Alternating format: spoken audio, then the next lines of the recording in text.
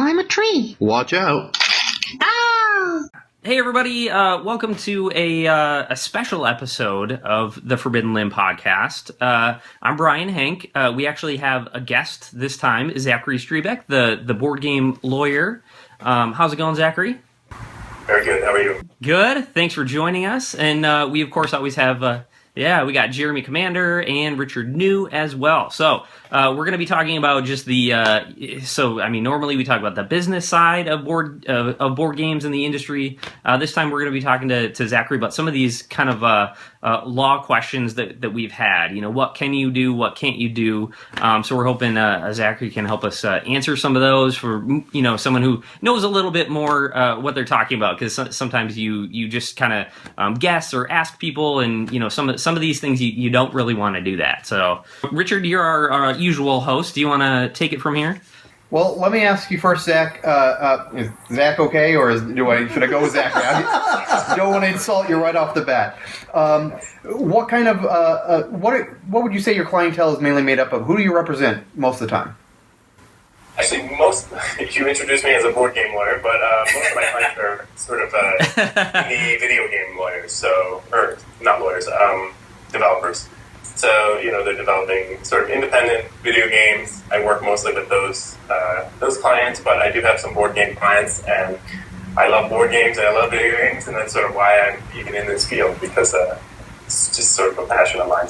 Most of the work I do is contract related, but there's some trademark, copyright, that kind of intellectual property, business formation. So if you want to start your LLC, something like that, to get your company started, I handle those kind of matters. And I do it all virtually. So I'm actually in Bangkok, Thailand right now. I'm sort of a digital nomad, so I travel around the world, and I'm never really in one place very long. So it's an exciting life, and since actually most of my clients are working on remote teams, I sort of fit right in with them.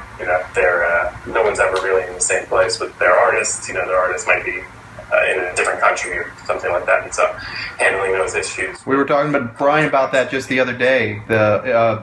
He had an artist in Europe somewhere. I can't remember where exactly, but.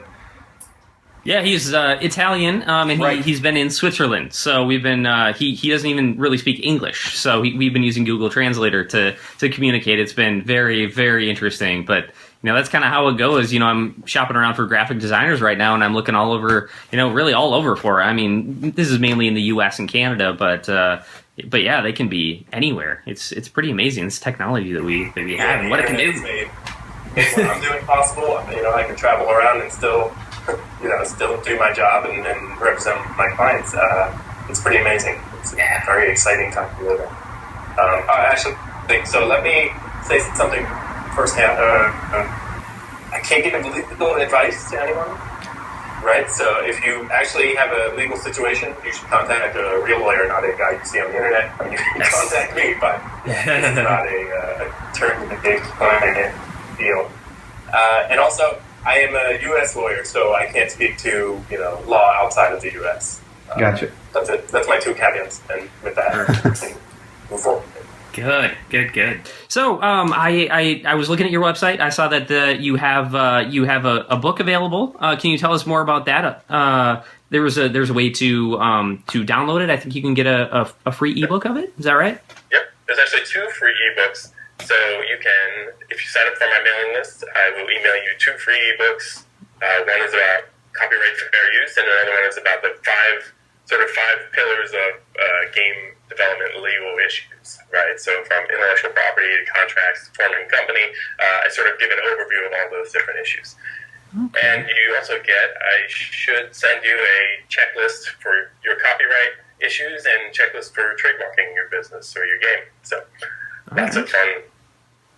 Yeah. Goodies there. Yeah. Awesome. And we were talking before the show a little bit about what you have planned next. Do you want to talk about that a little bit? Sure, absolutely. And I'll put information and a link up at GameLawyerBlog.com. Okay. Yeah, I'm creating a site where game developers, especially those on limited budgets, will be able to pay a much smaller fee than you would pay to an attorney. And you'll be able to get your contracts sort of spit out for you. You'll fill out the questionnaire, you'll choose what type of contract pay the fee, and then you go through a questionnaire, and it'll email you a contract already filled out for you, ready to go. So it should make things a little easier, because I know that one of the biggest barriers for indie game developers is not having the money to get contracts in place, and I think it's important. So I think it'll be good. That is incredibly valuable. I mean, that's something that it took me a long time to really learn that, and I still don't know if I have yet. I learned a lot about it, but I'm still, I'm sure there's things I'm missing. There's things I should be putting in my contract and I'm not, and that would be so valuable to me. I know you can use LegalZoom is one. You can use that, but it does not have many applicable contracts to the board game industry at all. They're not specifically tailored for games. Yeah. I mean, I found some about artwork when I was looking for an artwork contract, and it was man, I'm throwing away half of it, and then kind of adding more into it. It's just I did not feel comfortable doing that. So, Jeremy, is that something that you may use? Yeah, I would use that for sure. So I've already commissioned some artists for various games I've developed just because I wanted some placeholder artwork that I owned. And so having an official art contract is something that I would be willing to pay for as well. That would be nice. Right. And it'll be easy. You'll be able to check, do you want to own the art or do you want to just license the art? All those things will be easy, options that you can. That's cool. That is awesome. Yeah, I'm really excited about that. So we'll make sure to tell people to go there and check that out. So not live yet, but we'll be live soon. Is that right? Do you know when? It's just a landing page, and I haven't even thought of a name yet. So it's one of those things that I've been, going crazy trying to think of something clever, but awesome. We'll see. Yeah. Well, as soon as that's live, let us know because we'll tell everybody about it. So we recently had a protospiel here. And there were a couple questions that might be good to ask you. Jeremy, you had a couple, right? Yeah. Well, let's start with the big controversial one here. So I'm making a prototype. This prototype is only going to be seen by me and people that play my prototype game. It's not going to be published anywhere. I'm not going to put a print and play on the internet. I might mail it to a buddy to play it for me. And so lots of designers just go and do a Google image search and pull down images that are copyrighted and slap it on the prototype. I'm I'm not making any money off this, and I'm not really using this in any kind of commercial product or republishing it. Are they okay to do that, or are they potentially going to get in trouble if I have a card called The Warrior and I put a picture of Hulk Hogan on it and as a joke for my prototype? Is that going to possibly get me in trouble? Yes, it is possibly going to get you in trouble. And even right of publicity issues also come into play. If you're using Hulk Hogan, I would choose the Ultimate Warrior, maybe. So when you create something, if I'm an artist, I'm a writer, I'm a painter, when you create something, you immediately have copyright protection as soon as you create it, right? So as the copyright owner or the author for copyright, you have the exclusive right to make duplicates of that. So technically, when you take something off Google Images and you don't have a license to use that, a license is the copyright owner saying, yes, it's okay for you to use this for that specific purpose. If you don't have that license, then yes, you are committing copyright infringement by making a copy of that. Now, that said, in the real world, the guy who painted that thing is never going to see that you actually, copy that and put it on your prototype, right? If they never see it, it's one of those Zen riddle things. If a tree falls in the woods and no one's around, does it really make a sound? So yes. Technically, the law is not on my side, so I would be doing that. I would be breaking the law. I might never get caught, but I would be crossing that line. Well, what if I were to reach out to that artist or the person who created that and say, hey, is it all right if or actually, what if I said, because I've done this before, sometimes you don't hear back if you ask, if I can use this for a prototype of something I'm not going to sell, and just be let me know if you have a problem with me using it, and then, I won't. And then could you do that and just reach out to them that way? Or no? And technically, if they then sued you, that would be evidence that you knew okay. Copyright infringement there. So I can't say, if you agree that I can use this, don't say anything. That doesn't work.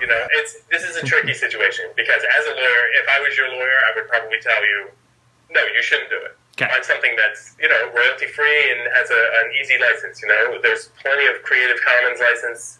You had a whole show about this. Yep. Right? Yep. All those, GameIcons.net, all those other, free icons, all that stuff is royalty free, and you don't have to pay a license. You just have to do attribution of it. That stuff is great. All right. Perfect. That's probably the best way to go, right? Or there's even some stuff that's in public domain. I think if you're doing a space game, there's all those SpaceX photos that they released, and they're all public domain now.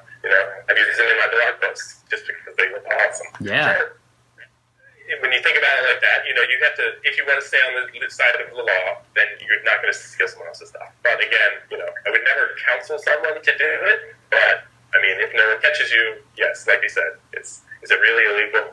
No one catches you. So there's also business considerations. If you're stealing artwork from other games or from Google Images and it's got like a huge watermark on it and you're sticking it on your prototype, the publisher that you're pitching it to or the players may sort of look down on that. So if you have nice, clean, iconic artwork, using those free icons, it may just look more professional, right? Anyone you're pitching it to is going to realize that it's just a prototype, right? Yeah. And like you guys pointed out, they're going to probably commission their own artwork anyway. So you also talked about using Pinterest to sort of come up with a mood board or something like that, right? Yeah. Just sort of putting together all these things. That's something you could also show the publisher to go along with your prototype and just say, look, this is the prototype, but look at these images. This is sort of the vibe we're going for in this game, right? Yeah. I think those working together could help. And I have to ask, because I know I've heard this argument before, and that's just that when you're showing it to a publisher, you want it to look as good as possible, and if you use some art from possibly movies or TV shows or artwork that isn't yours to use, it can look better, and a lot of designers are kind of desperate about that. Like, I gotta get this game in front of a publisher and I gotta get them to like it, and I don't really care if I'm breaking the law. I'm just gonna do it. So there's that argument too. But yeah, and that's fine. That's a perfectly valid argument. And like I said, the risk is always there. You're copying someone's material. Yeah. I think not a fair use. Yeah, what from this we've discovered that the right thing to do is to not use any of that stuff, to just use the free stuff. And so I think that's Let me Jeremy, ask you something. Oh, go ahead, Richard. I was going to say, as the community is getting bigger, the game design community, and that's evidenced by, say, Kickstarter, for instance. Do you think that's just a lawsuit waiting to happen? And to continue on, if not, what is something that's a lawsuit waiting to happen? What should we be looking out for? Right. Well, I think one of the big issues in gaming in general is clones of games, and there's sort of an idea in the community that the ideas and the mechanics are not protectable, right, unless you have a patent. So copyright is not going to protect you, trademark is definitely not going to protect you from your game mechanics. So someone can basically reskin your game and publish it as something else. And there's a few lawsuits now about that, both in video games and board games. In board games, there's the card game Bang. The creators of that have sued the Legends of the Three Kingdoms creators, I think. So that's ongoing lawsuit. Also Hex, the Hex lawsuit. There's Wizards of the Coast suing Cryptozoic. And there was also, I remember, in the Kickstarter page for a game called Moriarty's Machinations. Yeah. I think someone from Board Games and Cards, creators of the Resistance, basically threatened to sue them. If you go forward with this, you'll hear from our lawyers. Wow. They did go through with it. I don't know if there's been a lawsuit filed, but wow. So and I've heard from other people. I haven't played Resistance Avalon, but I've heard from other people that the mechanics are extremely similar, right?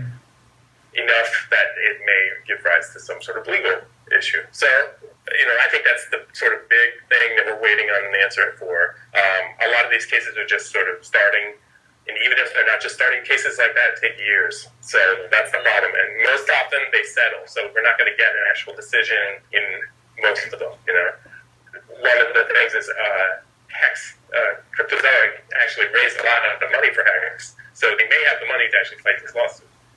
We'll have to see. They may end up settling on that too. But it seems like a pretty big, difficult thing to settle when Wizards of the Coast is claiming that basically they've stolen all these cards. So the question is, the card text, even if the text is different but the effect is the same, is that a copyright violation, right? Is that an infringement of Mr. Zako's copyright? And the question is, they may have a case. The Bang case had a decision. It was a denial of the motion to dismiss the whole lawsuit, where the judge said, look, the way the cards are working together, and there's sort of creativity there that may give rise to copyright protection, right? So it's not just any single card and how it works, it's sort of how all the cards are working together. But there may be limitations to that too. So I'm very interested in seeing where those go. Definitely. As a designer, should I be worried if I show my prototype to a publisher and then they make something similar later on, or if I take it to an Unpub or Protospiel event and then someone clones that idea? Is this something I should be scared of? Is there something I can do to protect myself, or is that really a non-issue? Well, the issue depends on what you're actually presenting, because there's a big difference between ideas and expression of those ideas under copyright law. So your idea, if you have an idea in your head and you just go over to someone and say, hey, look, I got this great idea for a game where you do such and such, blah, blah, blah, and then they go and make that game, you've given them an unsolicited idea and you have no protection on it, right? But if you've created a prototype and they've basically created the same game, then it may be actionable because, you've shown them that they had access to it, which is one of the elements of copyright infringement. And the other one, if it's substantially similar, then you may actually have some legal rights there. Well, the way to protect yourself, of course, is to get like a non-disclosure agreement or something like that signed between you two. And it would prevent them from creating that same game if they pass on it, right? You could do it, for a time limit, maybe but you know what, a publisher's probably not going to sign that. Yeah. They don't want to limit themselves going forward. So, do you have any real recourse in the real world? Probably not. You want to actually, they do this with films because a lot of people will give unsolicited pitches for movies, right? And so there are a bunch of cases, and I think one of the things was if you could have like a written treatment that really gets it, your expression of those ideas is sort of distilled into this written treatment, or in the game case, a prototype, you're definitely going to have more of a legal leg to stand on than if you were to just say, hey, I got this idea for a game. It's a, whatever. It's a role selection game, blah, blah, blah, all that. You hear about that a lot in Hollywood.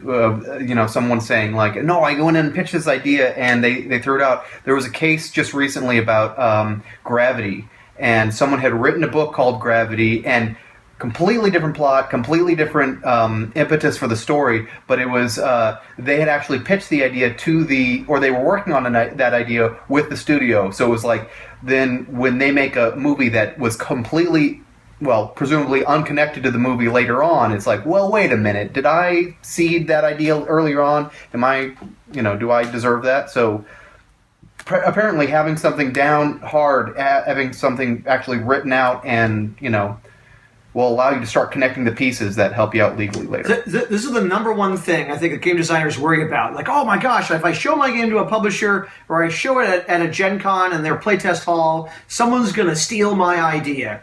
And so having a physical prototype, expressing that idea may protect me. Do you think it's worth... I've heard these things about mailing it to myself or applying for a copyright for my rules in the Copyright Office. Is there anything else that I should consider doing? Sure, you could register your copyright, and so that if it gets stolen, if you've registered it within the first 3 months of publishing it, which actually you haven't published it yet, so it's not really a reason to register it. And you could register this original copy or the prototype, and then you would then re-register the final version, so you get copyright protection on that. I think that mostly this is a fear that's unfounded.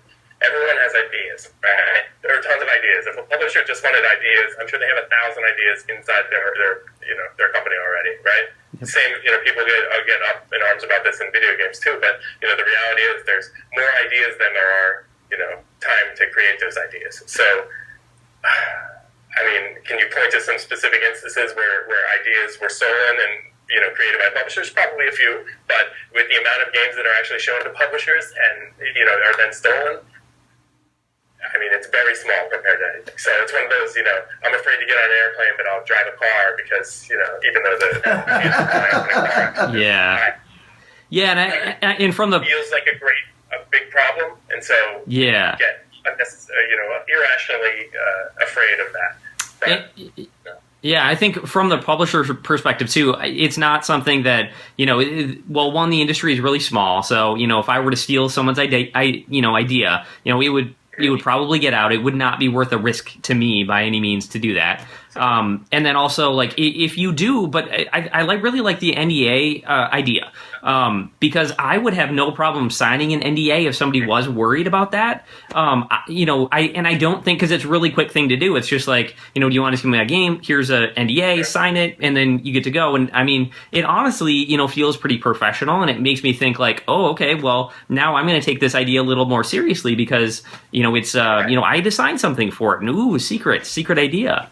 So I think I've heard from other publishers, though, as soon as the NDA comes out, they lose interest. I could see that possibly, depending on the publisher. That's true. I mean, it's possible. From my perspective, it wouldn't bother me at all. But well, when you have tens and hundreds of people bringing their prototypes to you at a convention, and one of them pops up with an NDA, you just don't have the time. That's true. You say, you know what, keep on moving. But That's true. As with everything, if you can demonstrate value. If you can say, look, I designed this other game.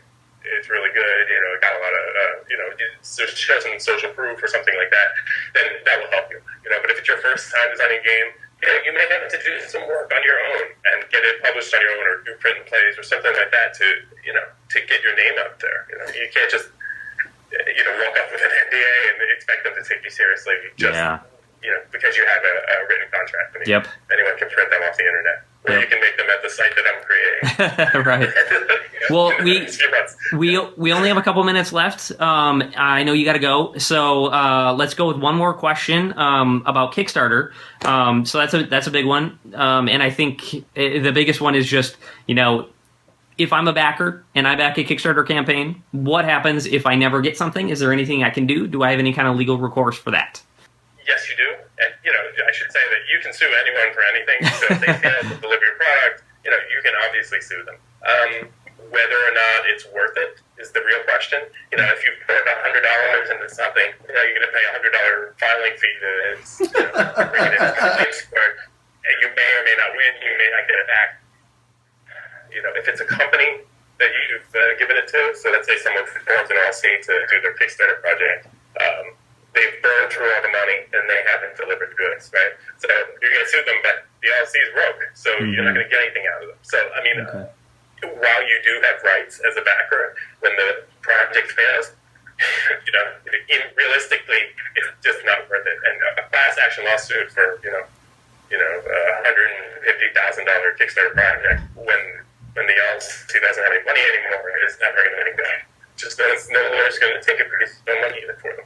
So, Right. And the sad truth is that it's usually not worth doing anything about. And I think, it's one of those things where if someone creates a project, it fails, then, you know what? Now everyone knows, the world knows they failed. So they're not going to be able to just go and jump in and make another Kickstarter.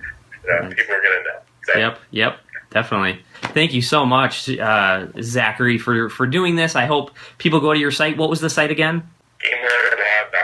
I'll put a blog post up there with sort of more links and everything, all information about all the topics that we've covered here. Awesome. We'll put that in the show notes. We'll probably even put it up on the screen. Yeah. Thanks again.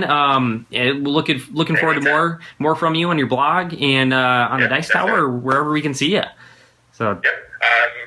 I have a segment that goes up on the Dice Tower podcast every once in a while. So Sweet. I missed the cutoff for the latest ones, but I have one ready to go for maybe next month. Yeah, I love those. Those are some of my favorite segments on the show. It's awesome. Talking about licensing deals in the next one. Ooh, all right. Yeah. So Zachary Strebeck, the board game lawyer. Check out his blog. Of course, go to our Board Game Geek page, the guild for the Forbidden Limb podcast, and let us know if you have questions, more discussion on the topic, if you want us to do something else for a future episode, or of course, throw a comment in the YouTube channel too. That works. So hopefully we will see you very soon in the next episode, probably a regular one where we're all sitting around the table. See you soon. Thanks so much for watching the Dice Tower videos. Find more great videos and reviews, as well as our top-rated audio podcast at Dicetower.com. You can also find other great shows at DicetowerNetwork.com. I'm Eric Summerer, and you've been watching The Dice Tower. The Dice Tower is sponsored by Cool Stuff Inc., where you can find great games for great prices. Cool stuff in stock. Check them out at CoolStuffInc.com.